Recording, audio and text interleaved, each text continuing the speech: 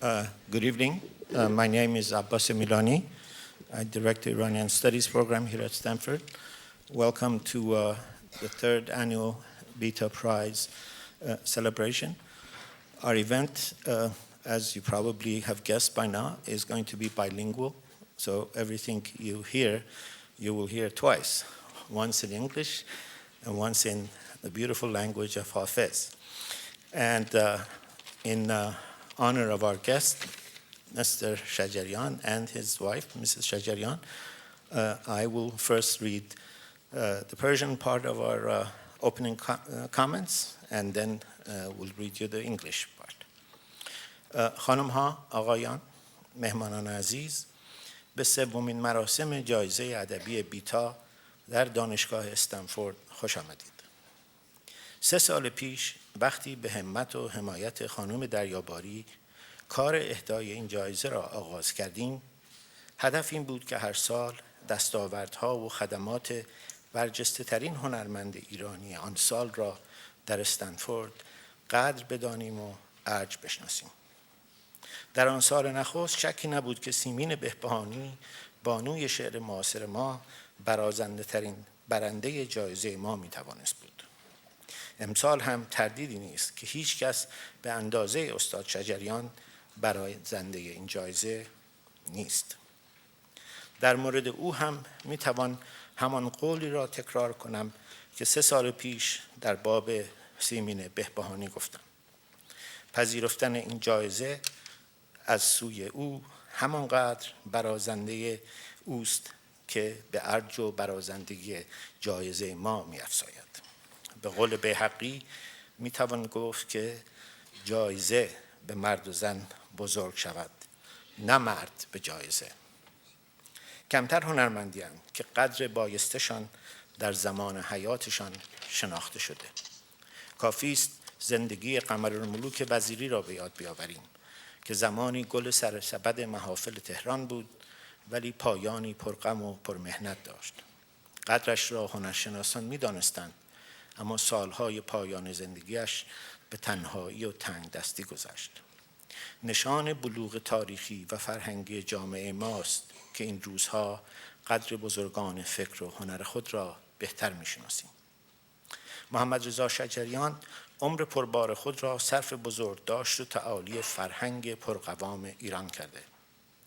چه آنگاه که ابیات پرباری از انبوه پرغنای شعر ما برمی‌گزیند و جوهر موسیقایی و بار اجتماعی آن کلمات را چون کیمیاگری توانا به آهنگی تازه بدل می‌کند، چه زمانی که در راه تازه کاربستن شاهکارهای شعر مدرن فارسی در موسیقی اصیل گام برمی‌دارد، چه وقتی که ادوات کلاسیک موسیقی را از نو می‌سازد یا ادواتی تازه خلق می‌کند تا بتوانند این ادوات کلیه نواهای موسیقی را بنوازند، او همواره یک ملاک و ارزش را دنبال کرده. همواره بر آن بوده که مقام و منزلت هنر و موسیقی و شعر و خطاطی ایران آنچنان که باید و شاید حفظ شود. در این حال حفظ اصالت‌های سنت از نوآوری هم در هر یک از این عرصه‌های متعدد فعالیت دریغ نکرده. در این روزگار وانفسا که هویت و فرهنگ ما در دسترس 1001 نوع تعرض است و از 1001 اندیشه قالبی و جزمی رنج میبرد، خدمات فرهنگی شجریان بیش از همه مغتنم و لازمند. شجریان هرگز وسوسه زر و تسلیم زور نشد. همواره با مردم بود و همیشه مخالف کسانی که بر مردمند. در این حال هرگز اصالت و زیبایی اثر هنریش را هم فدای ضرورت‌های لحظه‌ای نکرد. به هیچ کس باج نداد و از هیچ کس باج نگرفت. مجموعه آثاری که آفریده نه تنها از لحاظ سبکی در غایت کمالند، بلکه به زبانی سخت زیبا فراز و فرودهای تاریخ معاصرمان را ضبط و ثبت کردند. در بزرگداشت و قدرشناسی از این زندگی پربار و فعال است که جایزه بیتا امسال به محمد رضا شجریان تعلق گرفته. Ladies and gentlemen, welcome to the third annual Bita Prize in Literature. When the award was set up 3 years ago, it was agreed that each year we would gather here to celebrate the work of an artist whose accomplishments in their field of endeavor stood out for that year. From poetry and prose to criticism and calligraphy is and was, in our perception, part of the grand republic of letters. If in our first year the clear and unambiguous winner was Simine Behbahani, the grand dame of modern poetry, it was no less clear this year that Shajarian is the most deserving winner of this prize. Few artists have the privilege of witnessing in their own life their iconic status. Today, Qamar Muluk Vaziri is iconic, an Iranian woman vocalist bent on breaking the shackles of patriarchy. But she died in poverty, appreciated only by the cognoscenti, forgotten by the once adulating crowds. Shajarian has spent a remarkable life in promoting the best of Persian culture. Whether searching for the finest poems in the rich tradition of Persian letters and putting them to sublime music, or attempting to put classics of modern Persian poetry to traditional Persian music, or whether trying to construct new instruments for allowing classical Persian music to be played with the full range of sounds and notes, his interest in Persian calligraphy and becoming one of the masters of the field, regardless of the domain, his unflinching principles have been the preservation of the dignity of the art and the artist, scaling new heights of musical and aesthetic perfection, and introducing the rich heritage of Iranian culture to a world keen on reducing it to facile stereotypes. He was born into a family that considered music sacrilege. Today, not only he has become an icon of classical music, but several members of his family are also great artists, creating a remarkably powerful dynasty of great musical, classical presence. He was never tempted by the riches of the market or tempered by the threats of the state. He became the heavenly voice of the voiceless, a source of endless pride for all who take pride in Iran's rich literary and artistic tradition. It is in the recognition of this service that we are proud that he will be accepting this year's Bita Award. Before asking Bita Daryabari to come and say a few words, I would like to thank a few people who have worked tirelessly to make today possible. Pasang Sherpa, our tireless and endlessly efficient and congenial program manager, and all of our student volunteers, particularly Farbod Faraji, Amir Ravandust, Chuck Stern, Christine, Jordan, and members of the ICA staff, particularly Tatiana and Beth, who have helped us enormously. Needless to say, tonight, and much of what has happened in the last 2 remarkable weeks at Stanford, and it has truly been a 2 remarkable week, would not have been possible without the generous and endlessly wise support of Bita Daryabari. So it is in humble gratitude that I ask her to come and say a few words before we give the award. Ms. Daryabari.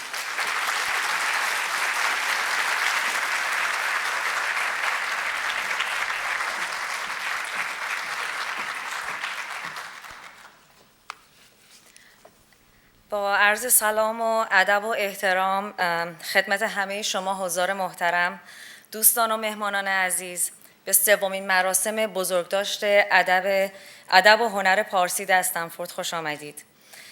گمان می‌کنم همه شما می‌پذیرید که امروز بیش از همیشه هنر و ادب ما که تحت 1001 نوع مضیقه قرار دارد و گاه فشار بازار یا مهاجرت و زمانی تحولات سیاسی و اجتماعی آن را تهدید می‌کند، حمایت یک ما از این هنر و ادب را دوچندان لازم کرده. نه تنها این جایزه بلکه همه تلاش من در استنفورد در جهت انجام این وظیفه مهم بوده و هست و خواهد بود.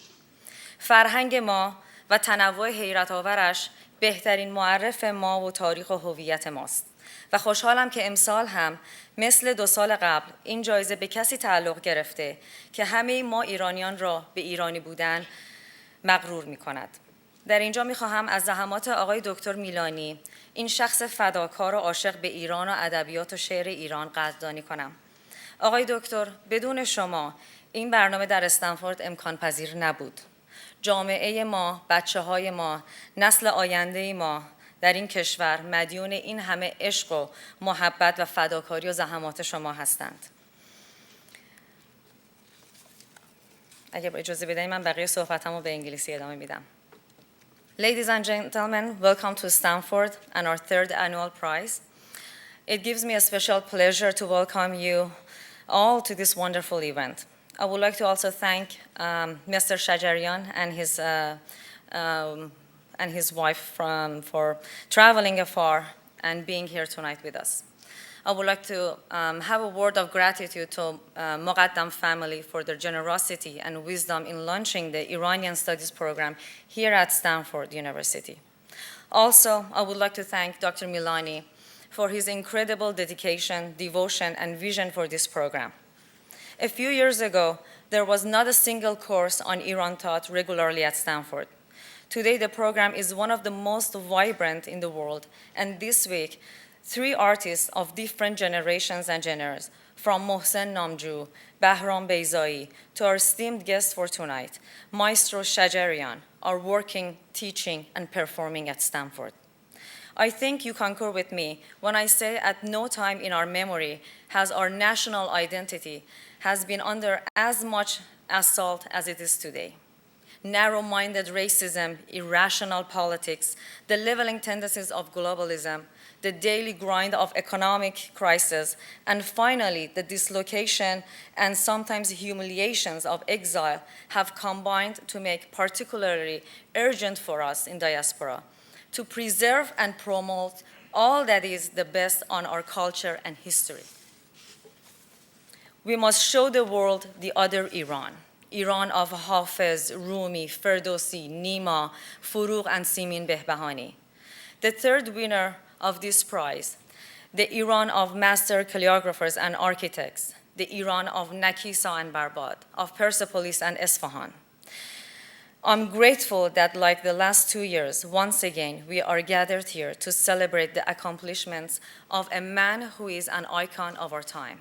He's truly a life dedicated to art and to the dignity of not just the artist, but every Iranian. And it is in recognition of this remarkable life that we are gathered here to celebrate a legend. Please join me in welcoming Mr. Mohammad Reza Shajarian to the stage.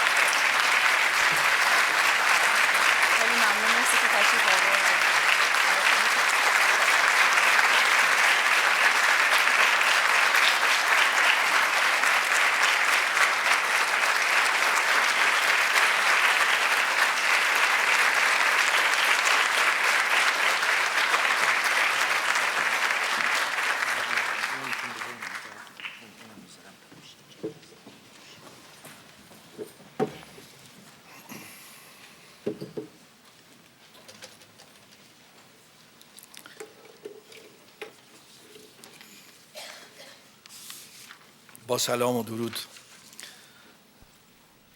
به یکایی که شما عزیزان، باری به شکرانه جای بسی خوشحالی است که هنر و فرهنگ کهن مردمان مهرپرور ایران زمین به پذیرش و شناخت محققین و کارشناسان فرهنگ‌ها و نمادهای زندگی در هر گله از جغرافیای زمین در آمده و پذیرای زیبایی‌های فرهنگ و هنر آن شده‌اند. بر این مورد شایسته است که از دانشگاه استنفورد و جناب آقای دکتر عباس میلانی ریاست محترم بخش مطالعات ایران و ایران شناسی و همکارانشان که این خدمتگزار فرهنگ را شایسته تقدیر دانسته‌اند صمیمانه تشکر کرده و نیز از سرکار خانم بیتا دریاباری که هر سال برای تشویق و قدردانی از هنرمندان و یا خدمتگزاران فرهنگی جایزه اهدا کرده اند سپاسگزاری کنم و جایزه را به راه نیکوکاری به کار گیرم. برای همه این عزیزان علاقمند به فرهنگ مردمی آرزوی سلامتی، سرفرازی و موفقیت روزافزون دارم. برقرار و پایدار بمانید.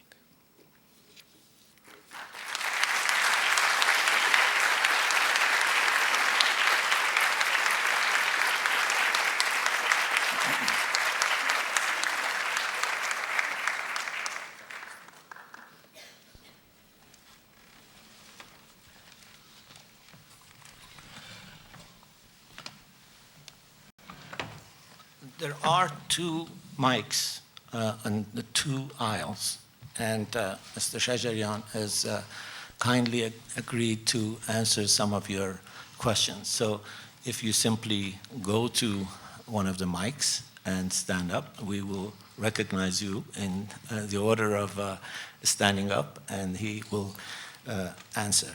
And since none of you have yet stood up, I will begin by asking a simple question, which I think is in everybody's mind, and that is, what is, in his view, the current status and condition of music in Iran?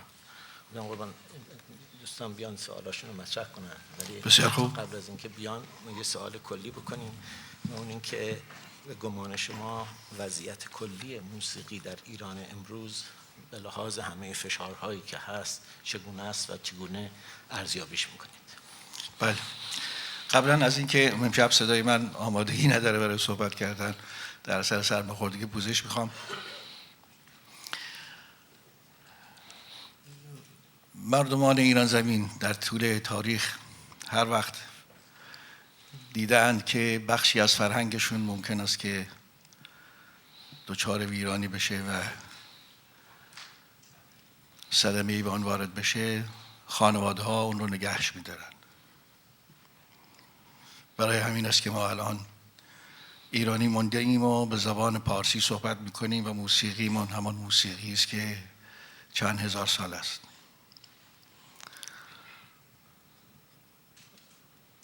هنر هرگاه که اختناق و فشار در جامعه باشه رشد میکنه، چون اعتراض رو به زمان هنر میشه گفت. در استعاره ها و کنایه های شعر و ادب، در موسیقی و در هنرهای دیگر. لذا جای نگرانی نیست با همه فشاری که ممکن است بر هنرمندان باشد و یا موسیقی مورد بی‌حرمتی و بی‌اعتنایی قرار گیرد، خانواده ها و هنرمندان ما راه خودشون را همچنان استوار ادامه خواهند داد و میدهند. و در طول این 30 ساله من شاهد بودم که هنر، موسیقی در ایران در بین خانواده ها بیش از 200 برابر گسترش پیدا کرده.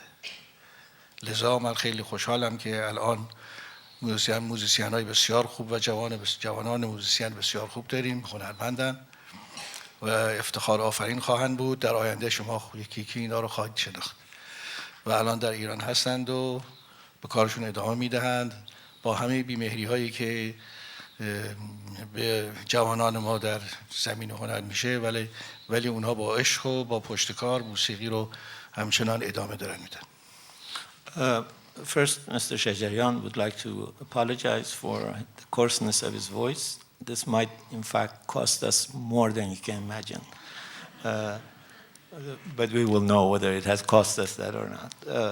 the people of Iran have, over the millennium, when found parts of their culture under assault, have made it their business to preserve it. And the focus of this preservation have always been the families.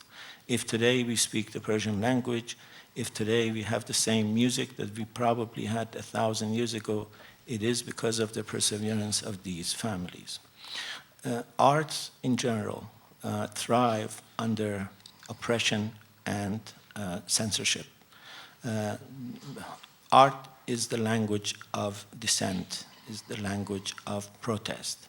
It is under these conditions that when in rich language of metaphors and similes in poetry, in music, and other arts begins to emerge. That's why I am not at all worried for the future of music. In spite of the many pressures, in spite of the many insults to our musicians, these families have taken upon themselves the task of preserving music, and they are steadfast in their effort. I can tell you that in the last 30 years, I have witnessed a 200% increase in the number of people in Iran who are dedicating their lives to music. I can also tell you that there are many, many young, brilliant musicians who will create masterpieces in future. You will hear their names in future. In spite of all the unkindness shown to our young artists and our young musicians, they continue to work with love and dedication, and they will help preserve the musical tradition.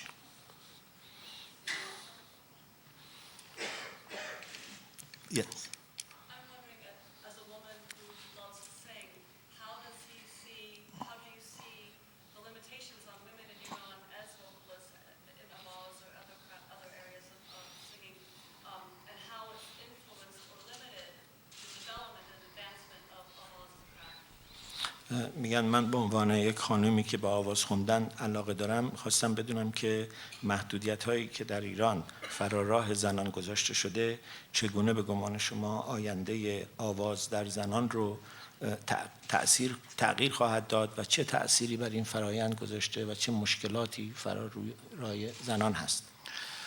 مشکلاتی که الان سر راه زنان هست خیلی جدی است و زنان نمیتوانند در صحنه به تنهایی بخوانند. معتقدند که مردها اگر صدای زنها را بشنوند منحرف میشوند و حرام است. البته سوال من اینجاست که آیا آقایون وقتی میخونند زنها منحرف نمیشوند؟ حرام نیست؟ چرا؟ صدای ما برای خانم ها حرام نیست، صدای خانم ها برای ما حرامه. البته خب سوالی است که اونها هیچ وقت نمیتونن جواب بدن. بله این تأثیر زیادی گذاشته است بر اینکه چهره‌های هنری در بین خانم‌ها به کنار برند و یا انگیزه برای فعالیت نداشته باشند. این تأثیر بد بوده است. اما با همه اینها باز هم ما می‌بینیم که شاهد هستیم که در بین خانم‌ها و دختر خانم‌ها موسیقی خیلی زیاد یاد می‌گیرن، فراوون و هیچ کس جلوگیرشون نیست، ولی آواز رو به هر حال با همه این که اجازه نمیدهند خانم‌ها در صحنه‌ها یا در نوارها به طور تنهایی آواز بخونن، با همه اینا باز من می‌بینم و شاهد هستیم که آواز رو به خوبی دنبال می‌کنن و در کلاس‌های خصوصی آواز رو یاد می‌گیرن. خود من الان نزدیک تقریباً 37 نفر از دختر خانم‌ها و خانم‌ها هستن که پیش من آواز کار میکنن که پیش دیگران هم کار کردن، الان دوره عالی آواز رو دارن کار میکنن و امیدهای آینده خانم‌ها هستند در صدا و جای نگرانی نیست با همه مشکلاتی که سر راهشون هست. Yes, of course, there are serious obstacles on the way. for women's performance. One of the most important of these is that women cannot perform solo. They cannot appear on the stage solo. It is argued that their sound will make men deviate from the path of righteousness. It is forbidden. What I wonder is why is not our voice, the voice of men, deviating for women? Why is it that men can sing and women cannot? I don't think this is a question they can ever answer. The one consequence of these pressures has been that many women vocalists and artists have lost any desire to continue their work. Nevertheless, there are innumerable young ladies and women who are dedicating themselves to learning, and no one has been able to stop them. Although they cannot sing solo in a recording, although they cannot appear on stage solo, they nevertheless participate, they nevertheless train. I myself have about 38 young ladies who train with me. They have earlier trained with others. My class is the advanced vocal training, and they are the hopes of our future. I am not, in spite of these pressures against women, not worried about the fate of women in future, women vocalists in future.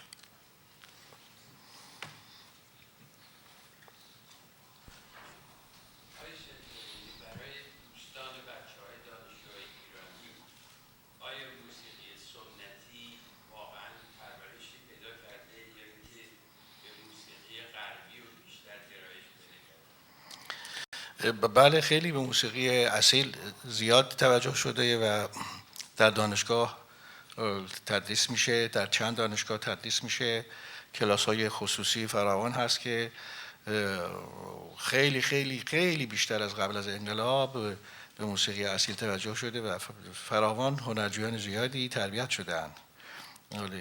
قبل از انقلاب بیشتر موسیقی به اصطلاح کلاسیک غرب تدریس میشد در دانشگاه، هرچند که موسیقی ایرانی هم بود، ولی در حال حاضر موسیقی ایرانی خیلی بیشتر از سابق تدریس میشه برای دانشجویان.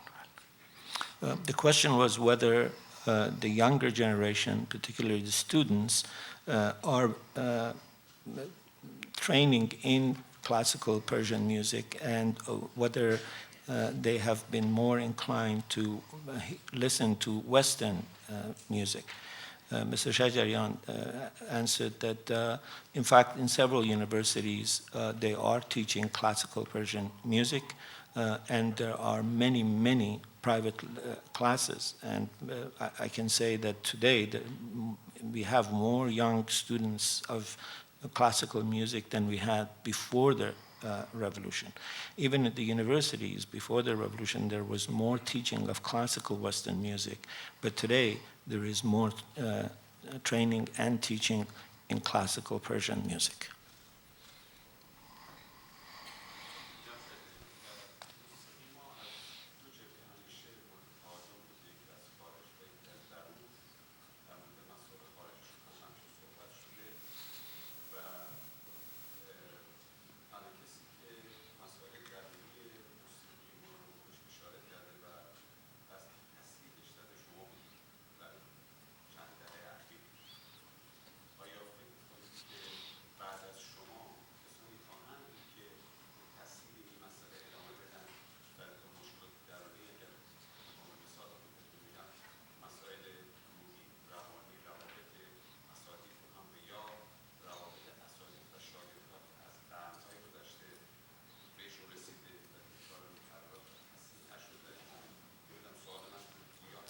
بله، متوجه شدم.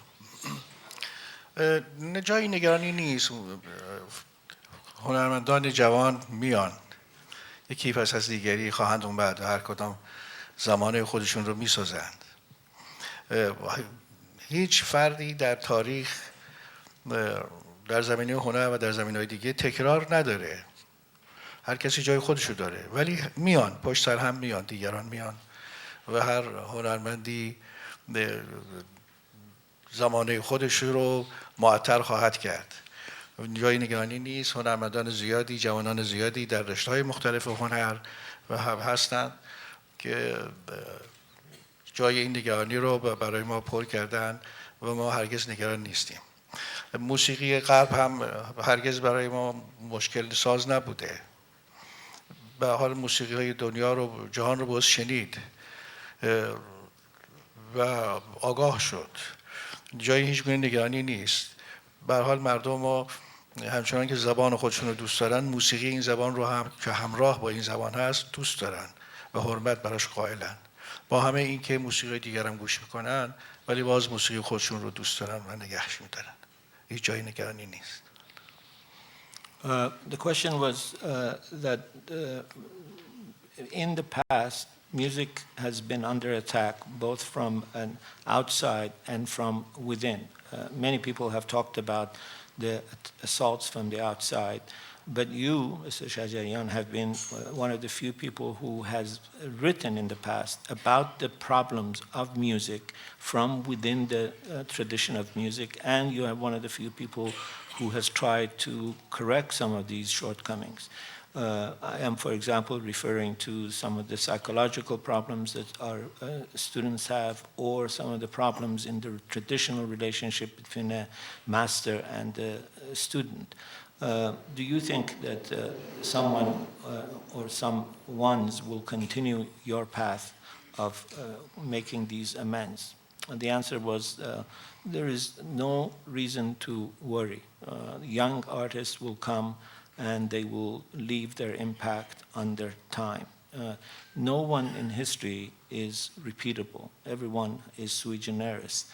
But everyone will be followed by others, and artists will come and change their time. We are witnessing this in Iran, that in different fields and different domains, young people are every day showing more interest. That's why I am not worried. I'm also not worried about Western music. Western music has never been a problem for us. We must listen to these other musics. We must learn about them. We must be aware of them. But people of Iran have shown that they love the language, and they have shown that they love the music that is an integral part of this linguistic tradition. That's why both the language and the music will survive.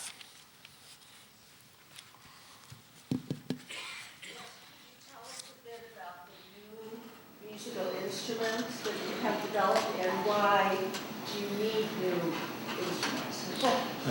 گفتن اگه ممکنه کمی در مورد این ادوات موسیقی که تا خود شما اختراع کردید و ساختید توضیح بدید و اینکه چرا به چنین ادواتی اصولاً چنین آلاتی نیاز هست. ببخشید. صدا تنوعش نیاز بشره، مثل رنگ میمونه. یعنی رنگ ها رو ما رنگ های متنوع رو باید داشته باشیم. تنها به چهار رنگ اصلی اکتفا نمی کنیم. رنگ های ترکیبی خواهیم داشت و به زیبایی ها کمک میکنه. صدا هم همچنینه. ما در موسیقی هرچه صداهای بیشتری داشته باشیم امکانات بیشتری برای عرضه هنر داریم و تنوع بیشتری در ایجاد زیبایی خواهیم داشت. چون سازهای سنتی ما که در طول سالیان برای ما باز مونده است و ارکستر باش تشکیل میدیم، با همه این که ما بیشتر از 120 نوع ساز در ایران داریم که بیشتر سازهای محلی و روستایی هست، سازهایی که در ارکستر هامون بود من حس می‌کردم که این سازها از نظر گام، از نظر اکتاوها، اکتاو لازم رو نداریم، اکتاوهای بم رو درشون نداریم. بیشتر همون 3-4 اکتاو وسط رو ما همیشه داشتیم و ازش استفاده می‌کردیم. از اکتاوهای بم مثلا در پیانو از اکتاوهای اول هیچ در موسیقیمون نداشتیم، در سازهامون نداشتیم. اکتاوهای بالا رو از اکتاو هفتم و اینها رو در سازهامون نداشتیم. این بود که من آمدم سازهایی رو ساختم که بتونیم از این وسعت صدا بیشتر استفاده بکنیم و نوازندگیش هم راحت باشه. مثلا در کمانچه که ما داریم، چون این دستش خیلی گرده، بعد این کاسش هم این کاسه بزرگیه، وقتی که اینجا میپیچونن میخوان پوزیشن بگیرن میان تا پایین، گاهی اوقات مشکل ایجاد میکنه، ممکنه فالش بشه، خیلی سخته، همین کس این کار رو نمیکنه. به ندرت اگر کسی در کمانچه بتونه پوزیشن بگیره بیا تا پایین، تا پایین خرک، یعنی 3 اکتاو رو بتونه بزنه. من آمدم این خانواده صراحی رو ساختم که به راحتی میتونه تا 2 اکتاو و نیم تا 3 اکتاو رو میتونه قشنگ بیاد و بزنه و مشکل نخواهد داشت. اینی که سازهای بم رو ساختم که به جای ویولنسل و به جای کنترباس هستن که خیلی کمک میکنه در ارکسترها که صدای زیباتری داشته باشیم و این صدای بم خیلی حالت آهنگ ها رو زیبا میکنه. همچنان که برای در ارکسترهای بزرگ جهان شما کنترباس و ویولنسل میبینید که حرف اول رو میزنن و ما نداشتیم. این بود که این سازها رو من آمدم طراحی کردم و ساختم و خوشبختانه الان در گروه شهناز که داریم اجراش میکنیم خیلی مورد توجه قرار گرفته. Music and sound is like colors. It needs plurality and it needs diversity. We are never satisfied with the 4 primary colors. We keep creating new and new colors. It's the same with sound. The more plurality there is, the more diversity there is, the more there is a chance to create beauty. I discovered very early on that our traditional instruments, the instruments that we use primarily in our orchestras, although we have 120 different kinds of instruments in our country, and most of them are local instruments, but the main instruments that we use in a traditional classical Persian orchestra are, in terms of their ability to play some of the octaves, have some deficiencies. For example, they're essentially capable of playing the mid octave, the 3 and 4 range. The lowest and the highest octaves were not capable for our instruments to be played. And for example, in an instrument like Kamanche, even getting some of the lower octaves from it is extremely difficult because of the way it sits and because of the way the finger has to move. There are very few people who can get even the full range of a Kamanche's sound. That's why I created the Sarahi, some of the Sarahis. I decided that we need to create the kinds of sounds, the kinds of instruments that give us the capability to create the kind of sound that in a Western orchestra is played by a cello or violoncelle. In many of the Western classical orchestras, these 2 instruments have increasingly important role, while our traditional instruments do not have the capacity to make that sound.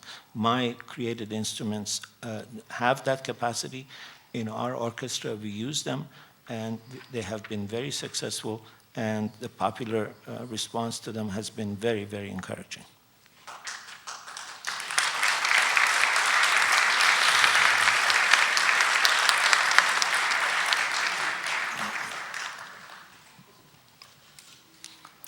بفرمایید خانم.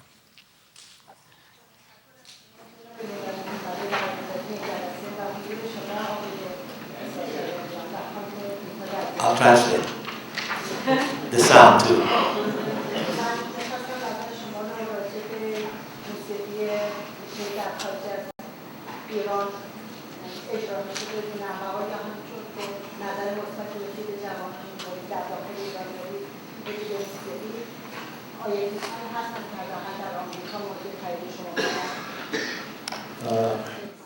The question was, she was very kind and thanked Master Shajarian and thanked me for helping organize this. But then she said, while you are very optimistic about the condition of music inside Iran, and from the youth's increasing interest.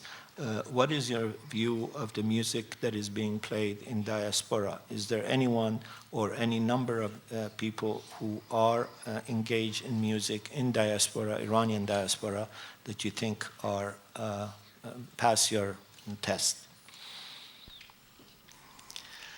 بله، من اولا موسیقیایی که در خارج از ایران به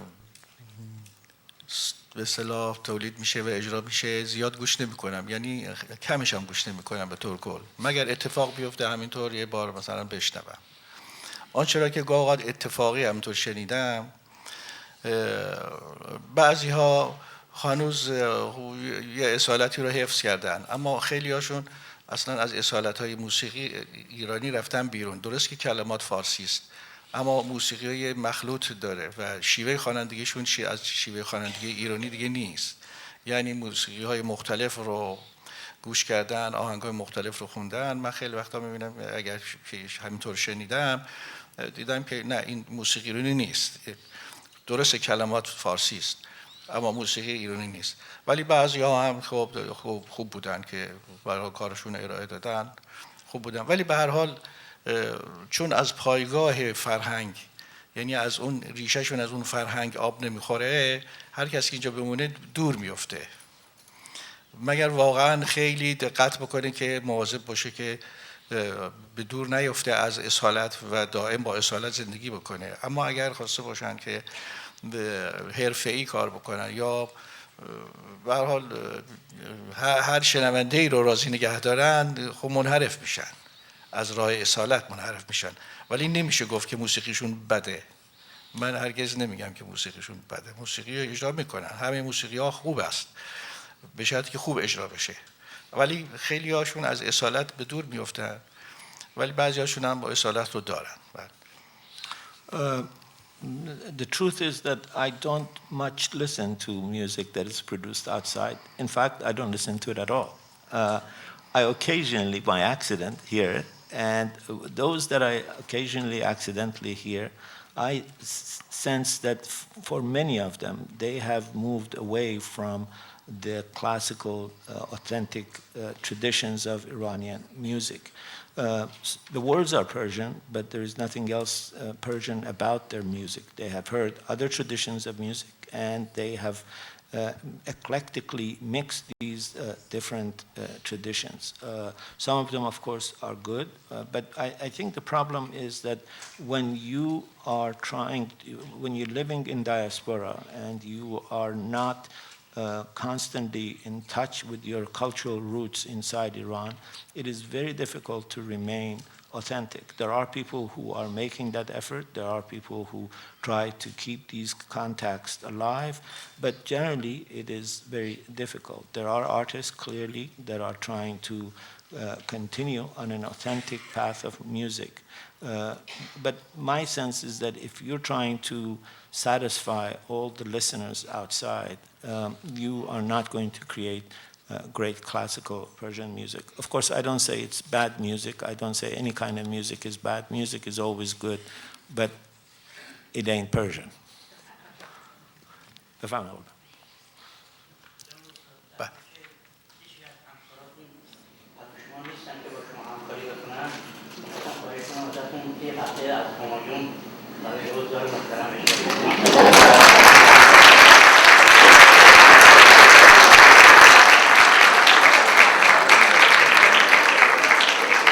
I don't think I need to translate what the question was. They asked whether they could hear the heavenly voice. و صدای من واقعا نمیدونم آمادگی نداره، چون این 3-4 روزی که سخت آنژین منو مشکل برام ایجاد کرده. حتی پریشب رفتم دکتر اینها و امروز یک تستی کردم دیدم نه، صدایی نیستش که بشه خوند. یعنی واقعا باعث شرمندگی میشه اگه بخونم، پارازیت من اذیت میکنه. حالا ببینم به حال با توجه به این مسئله که من صدام آمادگی نداره خواهم خواند. خب حالا قبل از اینکه بخونم اگه اجازه بفرمایید چند تا سوال دیگه جواب بدیم اگه وقت داریم. بله بله. بعد For those of you who have not yet learned your Persian, I suggest you do, but for the time being, I translate. He said that the question was whether he would grace our evening with performing some songs, and he said that he has a sore throat. He has had a sore throat. In fact, I know that he's been to a physician 2 nights ago, and I've been monitoring his health rather carefully to see whether we get good news or bad news. I've been getting hourly forecasts. And he said, I don't want to, I don't like perform if I can't do a good job, but let's go a little further in the questions and I will see how my throat feels and we'll do it.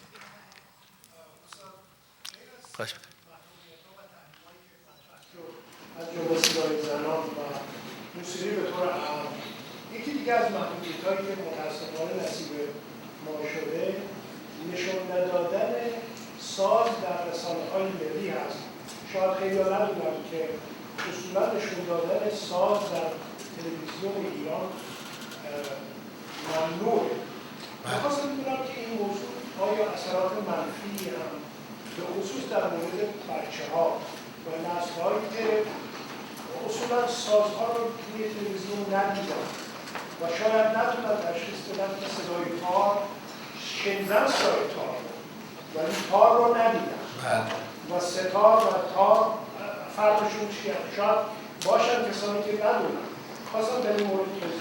بله درسته، بی تاثیر نیست. این ندیدن بچه‌ها ساز رو وقتی نشناختن خب ارتباط باش برقرار نمی‌کنن. این خب لطمه بزرگیه به سازهای ما میخوره و خب چه بهتر که وقتی که این نفر صدای ساز رو میشنوه خود ساز رو هم ببینه و ارتباط باش برقرار کنه. مثل کسی میمونه که صحبت میکنه ما خودش نبینیم، فقط صحبتش میشنویم و شکل ساز رو بچه ها نبینن خب به هر حال بی تاثیر نیست در اینکه بی توجه میشن به سازهای خودشون. هیچ منطقی پشت این مسئله نیست که چرا صدای ساز شنیده بشود ولی قیافش رو نشون ندن. حالا چرا قیافه ساز یا تار و تنبک از نظر اینها اینقدر کریهه، این علت چه اصلا من نمیدونم. و در حالی که شما در فیلم ها در خیلی از تا فیلم ها شما حتی بعضی وسایل و ابزاری که بچه ها نواز ببینن دیده میشه. مثلا فرض کنید که وافور رو نشون میده که داره وافور میکشه، پنج بوکس هم نشون میده که دستش داره میزنه. این اشکال نداره تو تلویزیون مردم ببینن، اما قیافه تار و تنبک منحرف میکنه همه.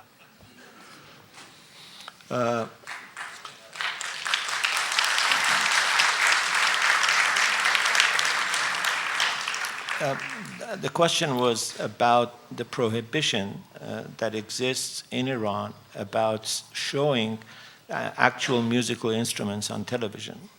The questioner said many people might not know that it is strictly forbidden in Iran to show the instruments. And the question was particularly on television. And this has resulted in the fact that many of our young children hear these instruments played, but they never make a connection. They never know whether it is a tar or a sitar. And the question was whether, in Mr. Shajarian's view, this has had a negative impact. And the answer was that it certainly has had a negative impact. It's very damaging for a young student not to see the instrument. It's obviously better if you're going to hear the sound to also see the instrument, and this has had an impact. There is also no logic to it. It is not clear why it is okay to hear the sound of the music but not see the instrument. I have never found out why they think a tar or a sitar are such ugly sights. And then the more incredible thing is that there are things that children should in fact not see but are shown on television. They show people smoking opium. They show people using these, I don't know what panja box is. It's something very, very hard.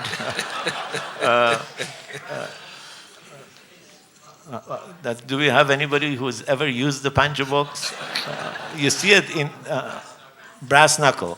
Yes, well, you can see that I am no brass knuckler. They show people using instruments to smoke opium. They show people using brass knuckle, but yet they are not willing to show a tar or a sitar player. It is really remarkable, and I've never understood why.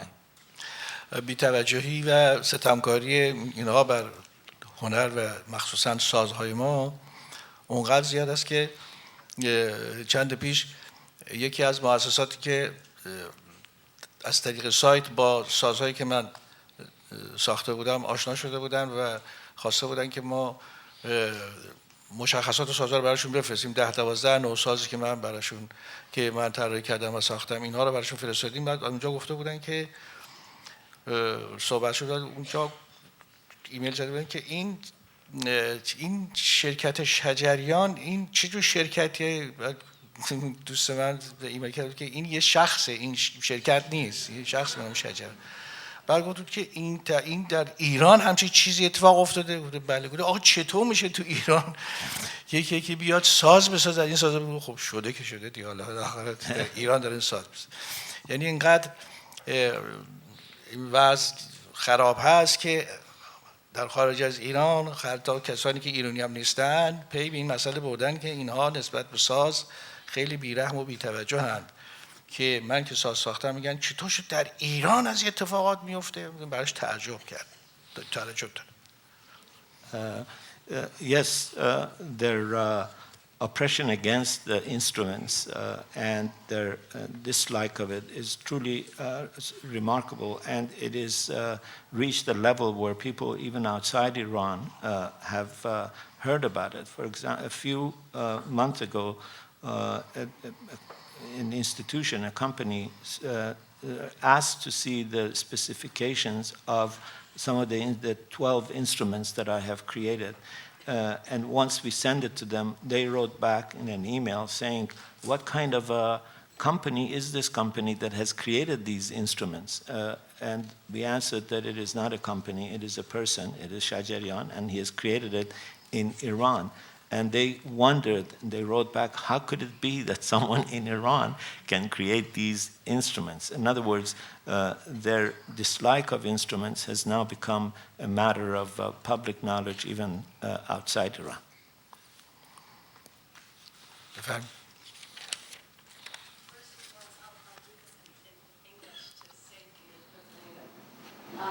First and foremost, it's an absolute honor, it's a privilege.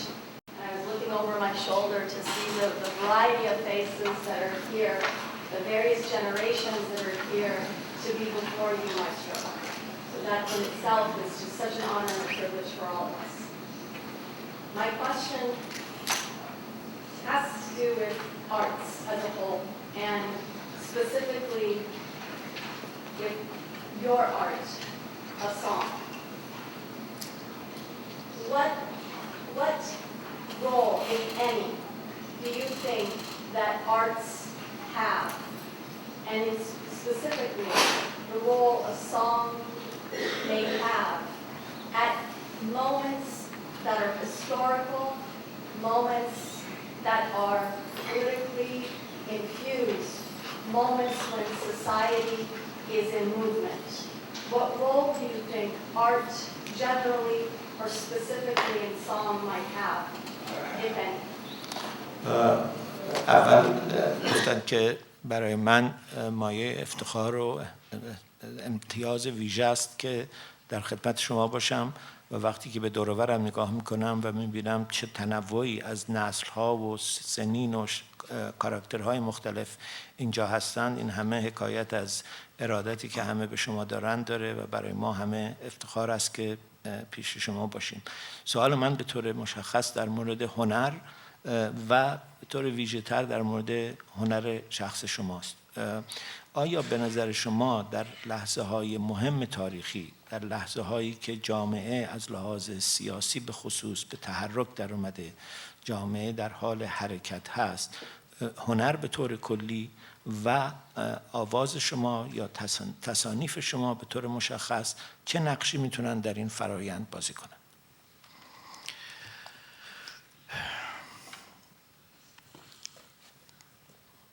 در این فرایندی که مسائل سیاسی و اجتماعی هست، هنر میتواند که خیلی تأثیرگذار باشه، بسیج کننده باشه و نیروها رو متحد بکنه.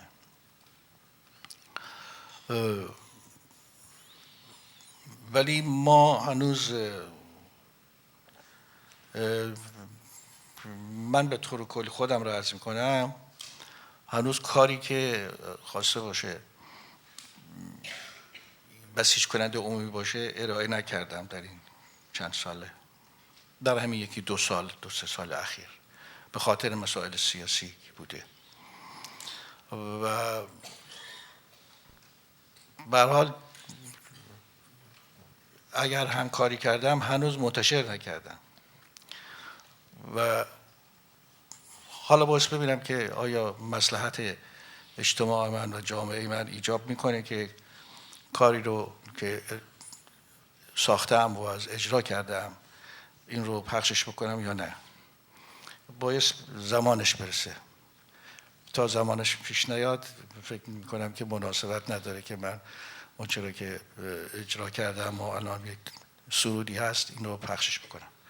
و خب خیلی کارهای دیگه هم میشود کرد و هنر میتواند بسیج کننده و تحریک کننده باشه و جامعه رو بسیج بکنه و متحد بکنه.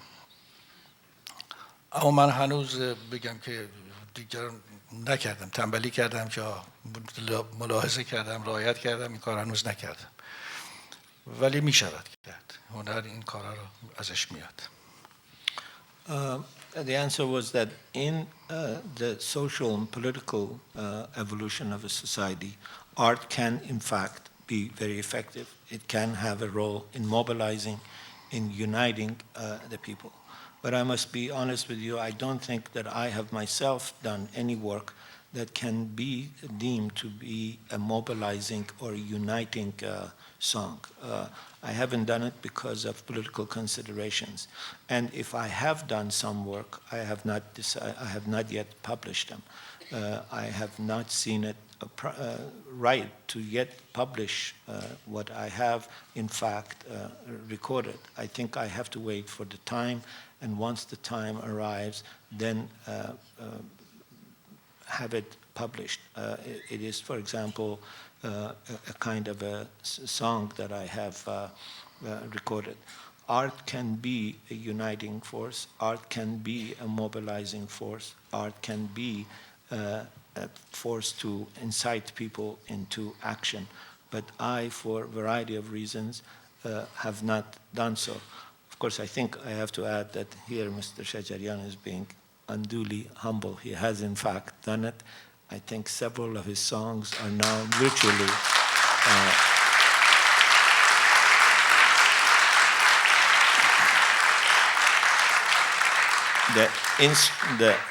they are virtually, I think some of his songs are now the virtual anthems of Iran's democratic movement. من عرض کردم که قربان شما کوتاهی می‌فرمایید. برخی از تصانیف اخیر شما الان در حکم سرود رسمی حرکت دموکراتیک مردم ایران هستند. امیدوارم اینجور باشه. بفهمید. بفهم.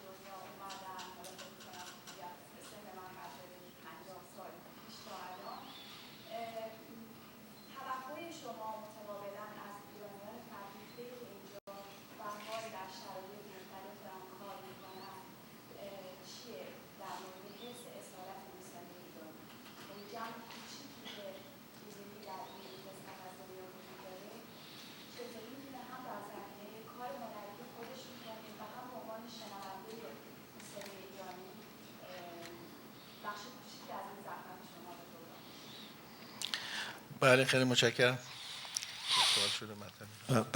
The question was that I think everyone who is in this audience concurs that in preserving the tradition of classical Persian music, you have played in the last 3 decades more of an influential role than anyone else. I don't think anyone in this audience questions this. And I think much of the survival of the classical Persian music is because of your tireless effort. You talked about authentic art and how it needs to be in its own culture and in its own territory. The reality is now that a part of Iranian society has chosen exile. They are living outside Iran. My question is, what do you expect in return for all that you have done for music? What do you expect of the more cultured and educated Iranians who live outside, those small group of Iranians who are in fact engaged in music? What is it that we can do as artists or as listeners of music that can in some way repay our debt to you?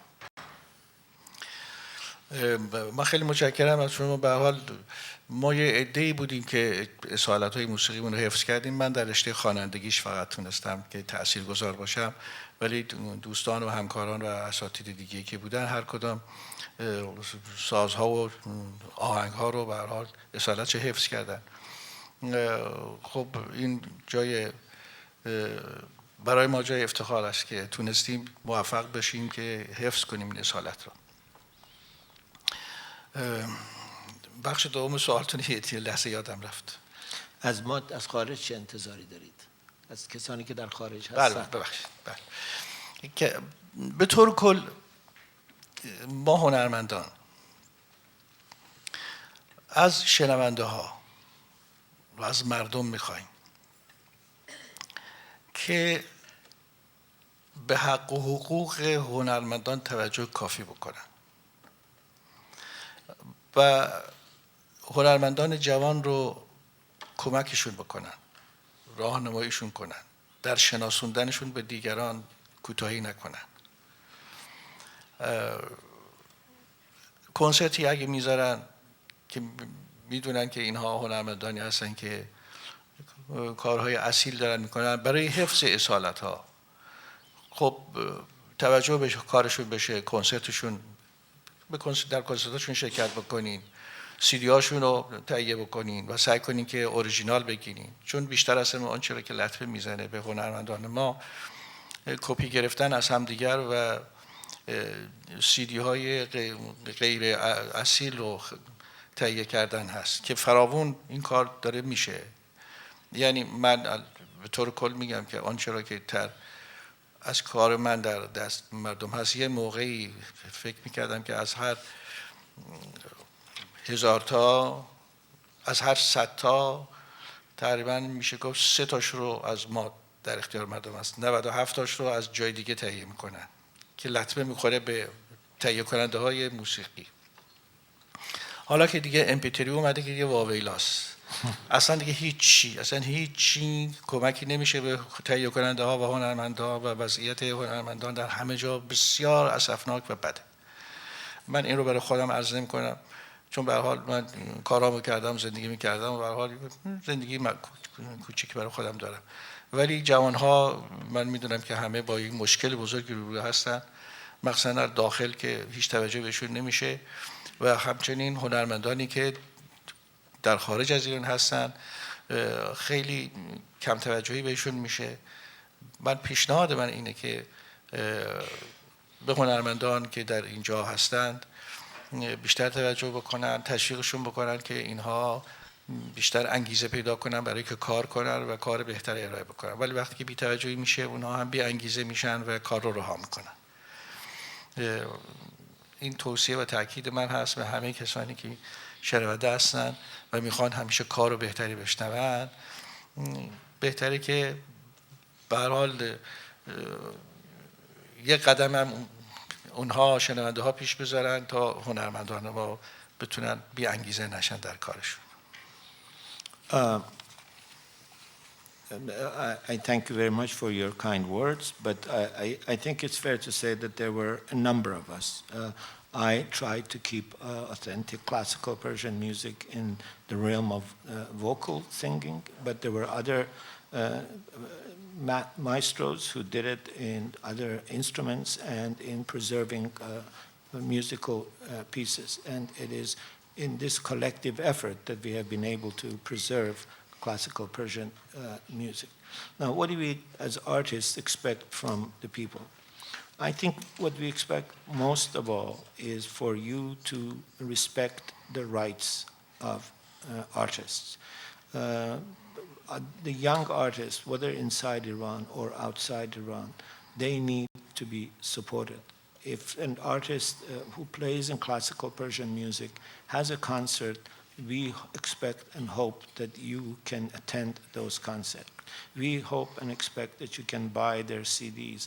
And I mean the original CDs. We have now an increasing problem with these fake and pirate editions.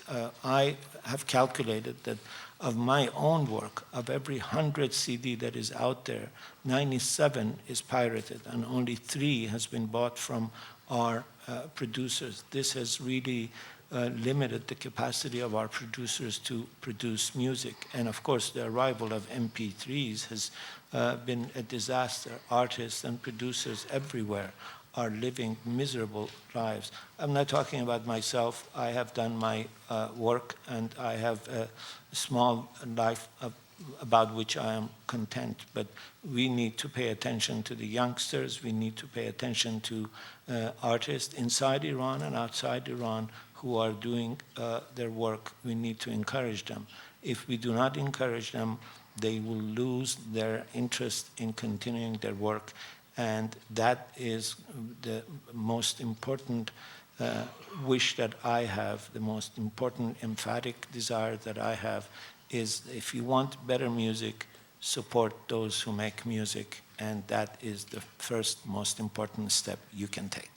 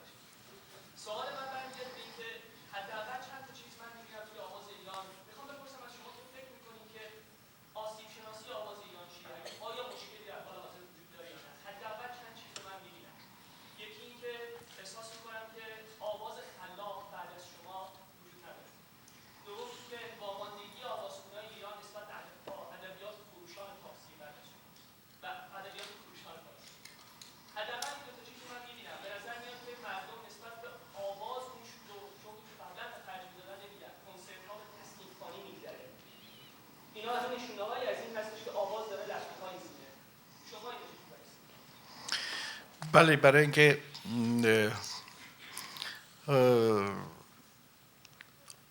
غزل ما دچار فراموشی نشه، آواز بایستی جایگاه خودشو داشته باشه. چون غزل کهن ما، غزل‌های حافظ، سعدی، مولانا و غیره، در تصنیف سازی جایگاه خودشون رو آنچنان که باید پیدا نمی‌کنن که در آواز پیدا می‌کنن.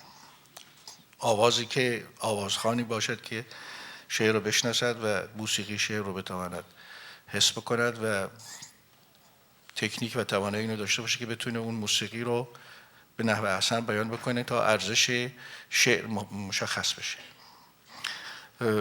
بر این باور من چون سالیان دارم در ایران میبینم که اغلب به تصنیف سازی و تصنیف خوانی روی آوردند. حتی شرکت هایی که تولید کننده هستند و تکثیر کننده هستند، پیشنهادشون همیشه اینه که تصنیف بیشتر باشد. این خودش لطمه میزنه به آواز و یه مقدار آواز هی داشت کمرنگ میشد. ولی اخیراً من برای اینکه آواز رو دوباره جایگاه خودش پیدا بکنه، همین که کلاس هایی که گذاشتم که حدوداً 37 تا خانم هستن، حدود نزدیک 40 تا از آقایون هستن، اینها به یقین آواز رو نجات خواهند داد. چون در عرض 2 سال نیمه که پیش من کار کردن به قدری اینا رشد کردن که اصلا خود من باورم نمیشد که اینقدر اینها استعداد دارن و خوب رشد کردن. حالا اینا دوره عالی هم که بگذرونن دیگه خودشون میشن یک خواننده‌ای که به راحتی شعر انتخاب میکنن و به راحتی آهنگسازی میکنن و میتونن خلاق باشن. یعنی تا موقعی که در جایگاه یادگیری هستن هنوز خلاقیت به کار نمیفته. موقعی که کار یادگیری به پایان رسید و دوره عالی رو گذروندن، یک دوره 2 ساله میگه در من حد اکثر 2 ساله من دارم که اونها دیگه یاد میگیرن که چگونه خودشون برای 1 ساعت برنامه طراحی بکنن آواز خوندن رو، 2 ساعت برنامه رو بتونن طراحی بکنن که چگونه در صحنه بتونن آوازشو بخونن و برنامه‌ریزی بکنن. این پیش میاد و جای نگرانی نیست. و چون در طول همونطور که گفتین در طول چند سال 20 سال اخیر یه مقدار جاش خالی بود، ولی الان خوشبختانه من فکر میکنم که در آینده ما این نگرانی رو نخواهیم داشت.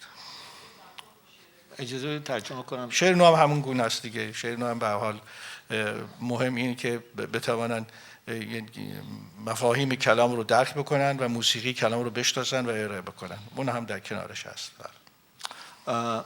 The question was that it began by saying that your promises that we should not be worried about the future of music is very well appreciated, but I am from that young generation of Iranians who are rebels and arrogant. I'm translating the word, and we are not easily convinced. And so I'm going to repeat a question that I almost asked exactly the same last year when you were here and I was standing in the same place. What, in your view, are the pathologies that threaten classical vocal singing in Iran? After you, essentially, we have no one to fill in your shoes and do creative work in vocal field. There is very little attention being paid to this kind of a classical vocal performances. More and more people are singing, are turning to songs. Mr. Shajarian answered that, I think you're right that our ghazal, the equivalent of our sonnets, our ghazal are going to be lost if they are not used in vocal pieces. It is in these vocal pieces that they find the true measure and their true value. So far, Hafiz, Saadi, and Maulana have not yet found the right place that they deserve. In order for these kinds of sonnets to be used, the vocalist has to appreciate the music. It has to understand the musical soul of that sonnet. He has to, or she has to have the technique to then turn that musical soul into a beautiful piece. You're right that there are more people making songs. In fact, producers are constantly pressuring artists to produce more songs and less of the traditional classical vocalist. But I have 40 men and 38 women who are training with me. I think they will preserve classical Persian singing. Their growth, their perseverance, their talent has been remarkable. They are going through a 2-year period. It is a 2-year class. And after they finish this 2-year cycle, they will be able to plan a 2-hour performance. They will be able to perform and combine songs and traditional vocals. I don't think you should be worried. He had also asked about the attempt by vocalists to use modern Persian poetry in classical music, and he was suggesting that after you and other than you, no one has really made an effort to use modern poetry. And he commented that in that sphere as well, I would not be worried. I think there are people who are going to continue on that path.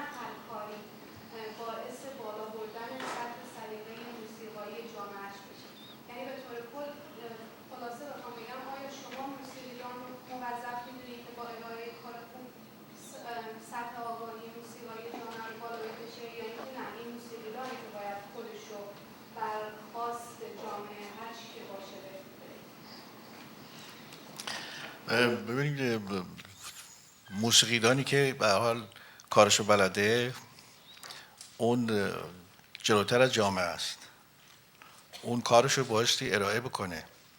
منتها چون تأثیر پذیر از سروش های جامعه داره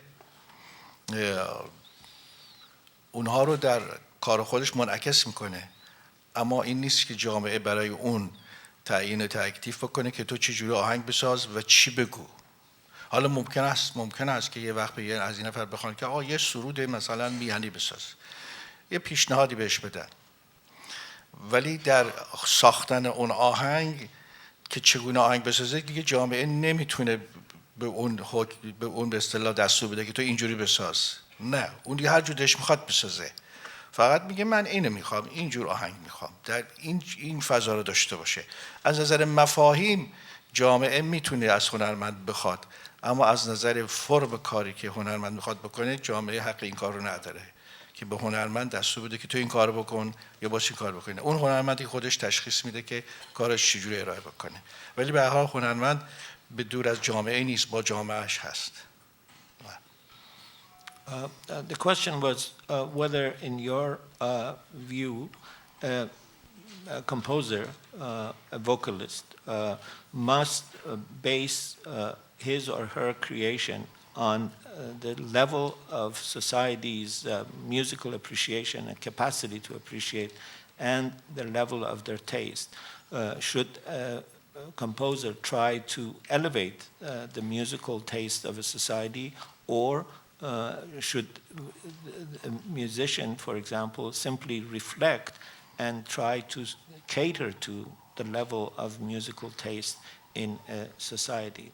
In short, is it upon the a musician and a composer's responsibility to elevate society's musical appreciation? Mr. Shajarian answered that a composer who knows her or his work is invariably a step ahead of society. He or she must show and perform and distribute their work.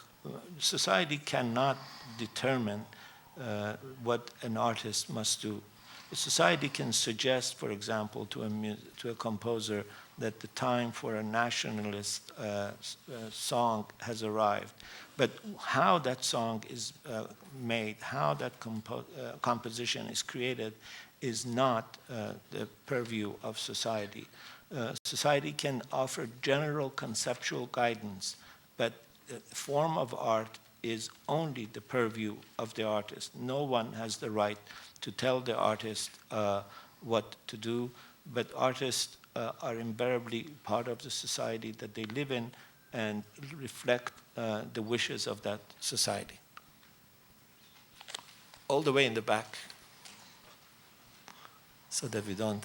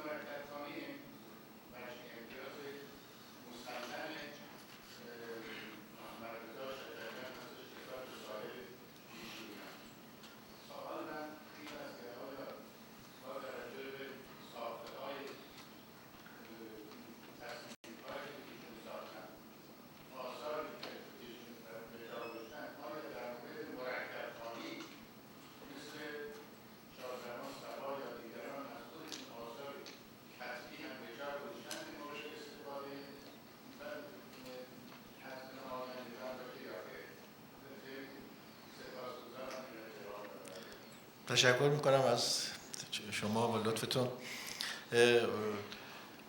به صورت نوشتاری نه، هنوز کاری نکردم، اما دوره کلاس عالی آواز که گذاشته بودم برای 5 نفر از هنرمندانی که خب سالها با من کار کردن، مرکب خوانی رو، یکی از درسامون مرکب خوانی بود که اونها مرکب خوانی رو یاد بگیرن و چگونه مرکب خوانی کنن و اصلا چرا مرکب خوانی میکنن. میتونی توضیح بدید چیه؟ چون شاید بعضیا ندونن.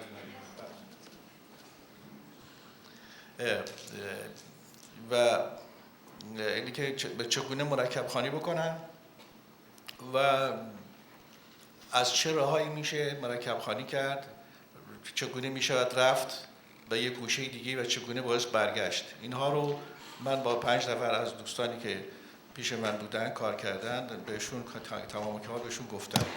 حالا دوره کلاسی که الان هم دارم انشالله که فکر می‌کنم یه سال دیگه آمادگی داشته باشن که همشون رو ببرم دوره عالی. در دوره عالی اونجا یکی از کارامون مرکب خوانیه که یادشون بدم که مرکب خوانی چجوری میشه مرکب خوانی کرد و چرا باید مرکب خوانی کرد. چون مرکب خوانی برای اینی که شما یه شعری رو وقتی دارین ارائه میکنین، مفاهیم این شعر ممکنه در یک گوشه‌ای که الان در این دستگاه داریم میخونیم بهتر بیان بشه. اونجاست که آدم گریز میکنه میره به اون گوشه در یه دستگاه دیگه و اجرا میکنه، دوباره برمیگرده. این لازمی مرکب خوانی اینه. اینها رو انشاءالله در سال آینده که گروه هایی که با من دارن کار میکنن بهشون خواهم گفت. بعد هم خب به هر حال خواهم نوشت احتمالاً که از چه راهایی میشه رفت و چه کار میشه کرد. Gentleman began by saying that he has heard many musical masters in the past. He is not strange to the world of music. He also said he could not hear us. And then says, in my view, what makes Maestro Shajarian truly different, aside from the beauty of his voice, aside from his mastery of all the corners and all the motifs of classical Persian music, and all, aside from his attempt to perform every one of these in its exact style, what makes him unique is a style of singing called Murakkab Khani.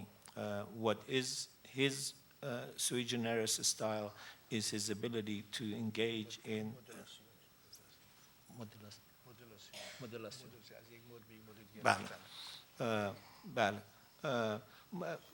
And so the question is, have you written any treatise on the ways of Murakkab Khani? Murakkab Khani, as Mr. Shajarian explained, is how you go from one mode to another mode of Persian classical music. Persian classical music has a certain number of modes, and within those modes there are certain corners, gouches, and the ability to go from one to another is called Murakkab Khani.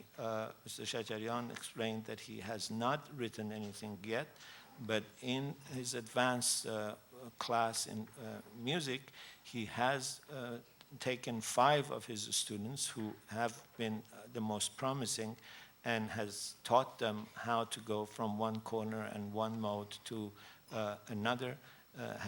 And this new class will be at, hopefully in a year, at a stage where they too can learn about details of Murakkab Khani, and hopefully in future, aside from what these students have learned, I will myself write something about it.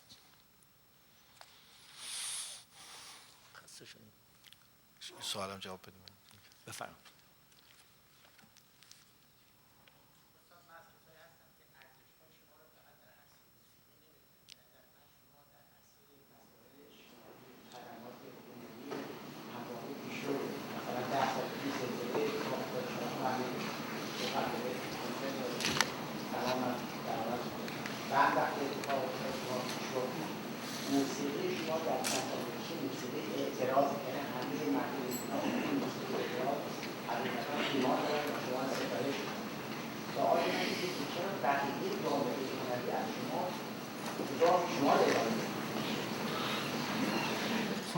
به هر حال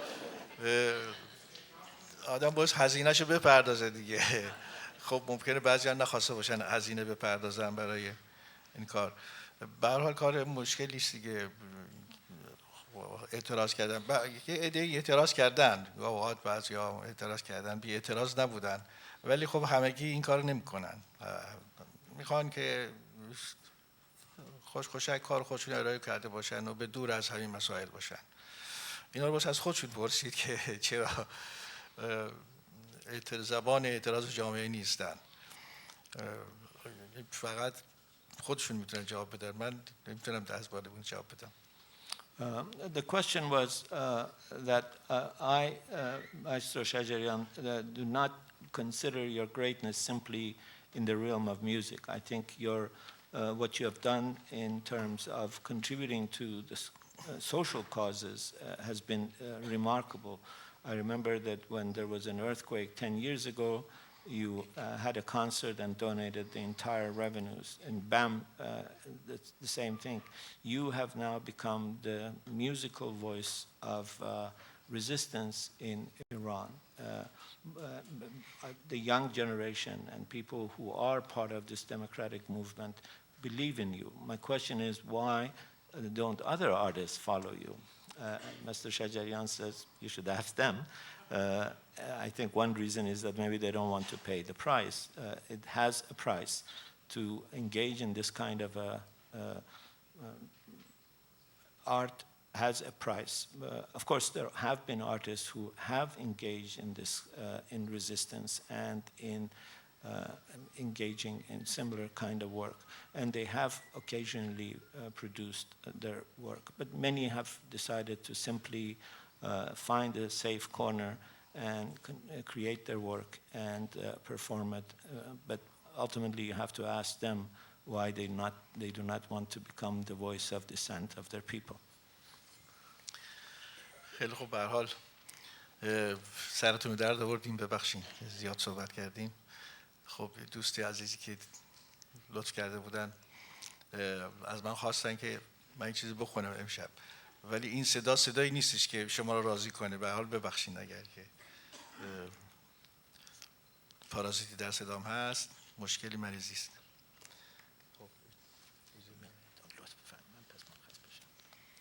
یک تصنیفی است که من خب خیلی دوستش دارم، برای دل خودم گاهات میخونم، این براتون میخونم.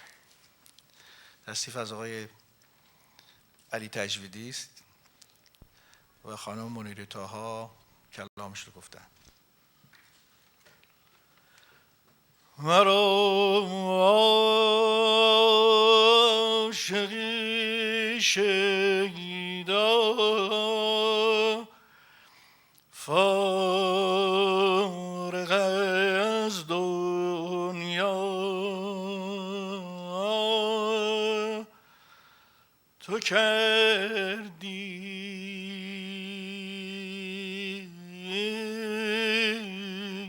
تو کردی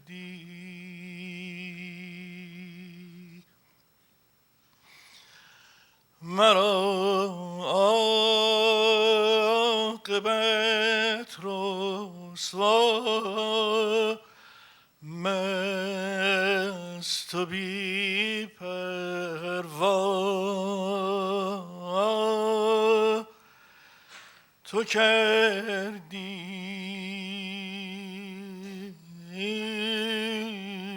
تو کردی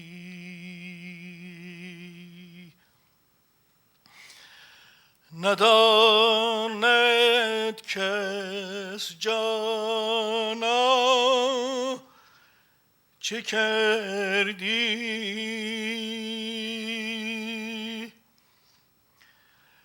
چه ها کردی با ما، چه کردی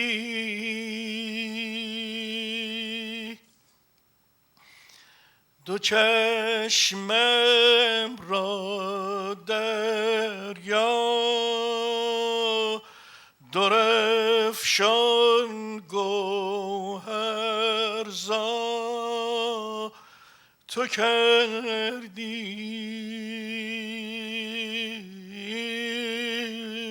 تو کردی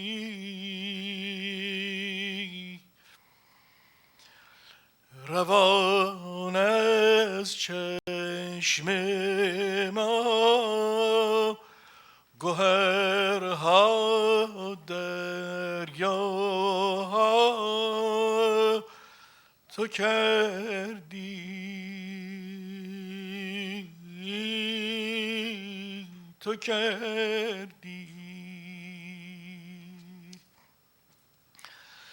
نه یک دم از جمرت فغان کردم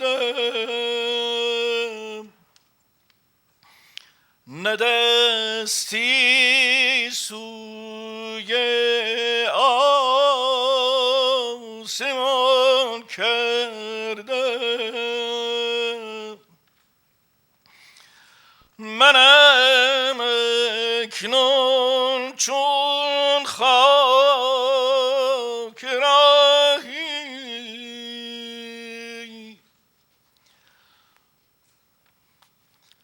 غباری در شام سیاهی اگر مهری رخشد تو آن مهری اگر ماهی تابد تو آن ماهی اگر هستی پاید تو هستی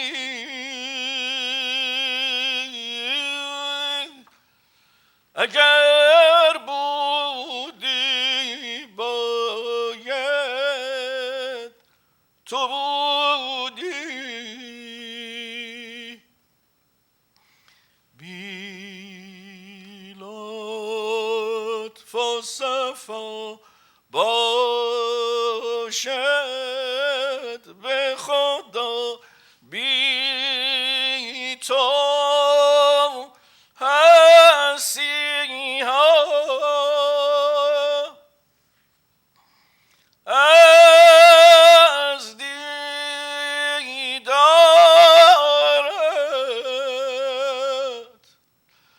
و از رخسارت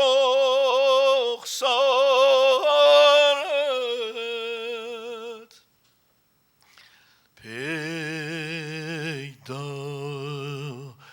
بینم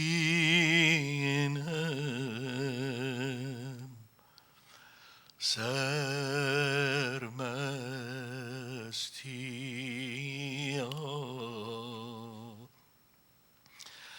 شمیم روح افزایی مشکی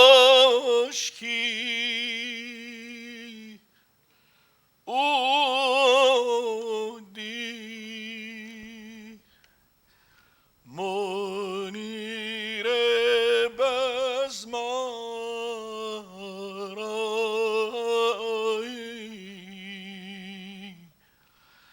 چنگی